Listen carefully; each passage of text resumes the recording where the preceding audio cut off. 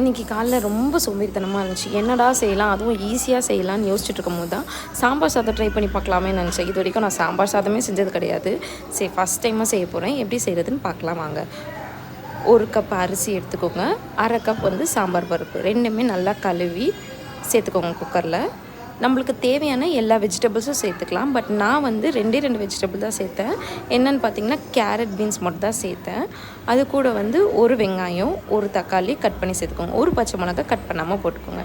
தேவையான அளவு இஞ்சி பூண்டு பேஸ்ட்டு, மிளகாத்தூள், 2 ஸ்பூன் மல்லித்தூள், தேவையான அளவு உப்பு, கட்டி பெருங்காயம் 2 துண்டு சேர்த்து மொத்தமாக கலக்கிக்கோங்க.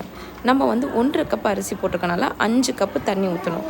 அப்போ தான் வந்து சாம்பார் பருப்பும் அரிசியும் நல்லா வெந்து மசிஞ்சு வரும். அதனால் வந்து நல்லா கலரி விட்டுட்டு லாஸ்ட்டாக கொஞ்சம் ஒரு ஸ்பூன் வந்து எண்ணெய் ஊற்றி வேக வச்சுருங்க. எத்தனை விசில் போடுறீங்கன்னு பார்த்தீங்கன்னா 5 விசில் போடணும். நான் வச்சுருக்க சாப்பாட்டு அரிசிக்கும் பருப்புக்கும் நான் 5 விசில் போடுறேன். ஸோ உங்களுக்கு எப்படி அரிசி நல்லா சீக்கிரமாக வேகிற மாதிரி, பருப்பு சீக்கிரமாக வேகிற மாதிரினா நீங்கள் வந்து அதுக்கேற்ற மாதிரி விசில் போட்டுக்கலாம். 3 விசில் 4 விசில்னு. பட் நான் வந்து 5 விசில் போட்டுக்கிறேன். 5 விசில் ஆன பிறகு நம்ம ஓப்பன் பண்ணி பார்த்தோம்னா நல்லா வெந்திருக்கும். நல்லா கலரி விட்டுக்கோங்க. கலரி விட்டுட்டு அதை தாளிச்சிடலாம். தாளிப்புக்கு வந்து நான் தேங்காய் எண்ணெய் யூஸ் பண்ணுறேன். தேங்காய் எண்ணெய் தான் நல்லா ஃப்ளேவர் கொடுக்கும். ஸோ தேங்காய் எண்ணெய் 2 ஸ்பூன் ஊற்றிட்டு கடுகு, சீரகம் சேர்த்துக்கோங்க. கடலைப்பருப்பு, உளுந்து சேர்த்து நல்லா இது பண்ணிவிட்டு 2 வரமிளகாய் சேர்த்துக்கோங்க.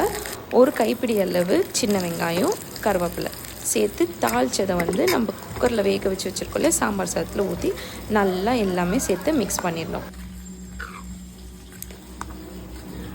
நல்லா எல்லாமே சேர்த்து கலரி விட்டுட்டு புளி வந்து ஒரு நெல்லிக்காய் சைஸ் புளி எடுத்து நல்லா கரைச்சி அதை வந்து ஒரு 1/2 கப்பு வர மாதிரி சேர்த்துக்கோங்க.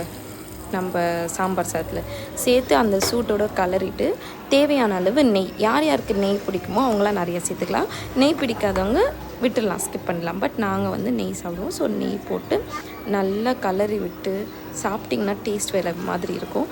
நான் என்ன வச்சு என் லஞ்ச் பிளேட்டில் சாப்பிட்டேன்னு பார்த்தீங்கன்னா சாம்பார் சாதம், அப்பளம், மாங்காய் ஊறுகாய், கீரை பொரியல், அவரைக்காய் பொரியல், தயிர். இதுதான் என்னோடய லஞ்ச் பிளேட் இன்றைக்கானது.